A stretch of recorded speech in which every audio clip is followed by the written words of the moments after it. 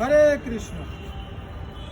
তো আমি আমার ভিডিওতে অনেকবার বলেছি যে আমরা এই জগতে এসে পাপ কর্ম করার ফলে আমরা বিভিন্ন নরকে যেতে হয়। তো আজকের আমরা জানব যে এই যে আমরা বিভিন্ন নরকে যাই, তো সেই নরকসমূহ কোথায়, তো সেই নরকসমূহ কি এই ব্রহ্মাণ্ডের মধ্যে বা এই ব্রহ্মাণ্ডের বাইরে বা এই পৃথিবীর কোথায় অবস্থান করছে, তো সে কথা ভাগবতে বর্ণনা করা হয়েছে। নরক হচ্ছে এই ব্রহ্মাণ্ডের যে তলদেশ রয়েছে এবং 14টি যে ভুবন রয়েছে তার যে পাতাল লোক রয়েছে, সেই পাতাল লোক এবং গর্ভোদক সমুদ্রের মধ্যবর্তী স্থানে হচ্ছে নরক।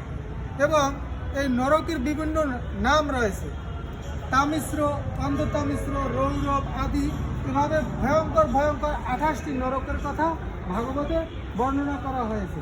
এবং আমরা ধারাবাহিকভাবে পরবর্তী পর্বে জানব যে সেই নরকে কে যায় এবং সেখানে সেই যে নরক যন্ত্রণা কত ভয়ঙ্কর।